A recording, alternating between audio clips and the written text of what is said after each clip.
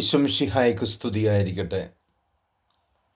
ഇന്ന് ലോകം കൂടുതലായി വിശുദ്ധ ഗ്രന്ഥം വായിക്കുന്നെങ്കിൽ, അതിൻ്റെ ആന്തരിക സത്യത്തിലേക്ക് ഇറങ്ങിച്ചെല്ലുന്നെങ്കിൽ പരിശുദ്ധാത്മാവ് നമ്മെ സഹായിക്കുന്നത് കൊണ്ടാണ്. എന്നാൽ വിശ്വാസ വർധനയ്ക്ക്, വളർച്ചയ്ക്ക് കാരണമായ സഭയുടെ നെടുന്തൂണുകളായ രണ്ടപ്പോസ്തലന്മാരായ വിശുദ്ധ പത്രോസിൻ്റെയും പൗലോസിൻ്റെയും തിരുനാൾ നമ്മൾ ഇന്ന് ആഘോഷിക്കുകയാണ്. പത്രോസ് ഒരു എടുത്തുചാട്ട സ്വഭാവക്കാരനായിരുന്നു. പിന്നീടാണ് അനുദപിക്കുക. പൗലോസ് ആകട്ടെ ഒരു തത്വശാസ്ത്രജ്ഞനായിരുന്നതുകൊണ്ട് ഏത് കാര്യങ്ങളെയും കാരണസഹിതം കണ്ടെത്തി ഒന്നുകിൽ വിമർശിക്കുക അല്ലെങ്കിൽ അതിനെ സഹായിക്കുന്ന വിധത്തിൽ മുന്നോട്ട് പോകുന്ന വ്യക്തിത്വം.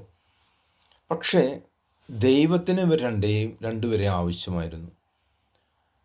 മുൻകോപക്കാരനാൽ മുൻചാട്ടക്കാരനായ പത്രോസിനെ സഭയുടെ നേതാവായി ഈശോ തിരഞ്ഞെടുത്തു. മാംസശരീരങ്ങളല്ല, ദൈവത്തിൻ്റെ ആത്മാവാണ് നിന്നെക്കൊണ്ട് പറയിപ്പിക്കുന്നതെന്ന് പറയുന്നു.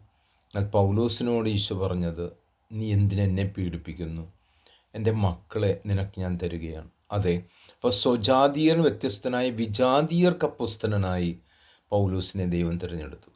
ഇങ്ങനെ സഭയുടെ നെടുന്തൂണുകളായ ഈ അപ്പോസ്തലന്മാരെ ഇന്ന് നമ്മൾ വണങ്ങുമ്പോൾ നമുക്കും ദീർഘവീക്ഷണത്തോടുകൂടെ കർത്താവിൻ്റെ പരിശുദ്ധാത്മ വഴിയായി നമ്മളും വിശ്വസാക്ഷികളായി മാറാൻ ദൈവം നമ്മൾ അനുഗ്രഹിക്കട്ടെ.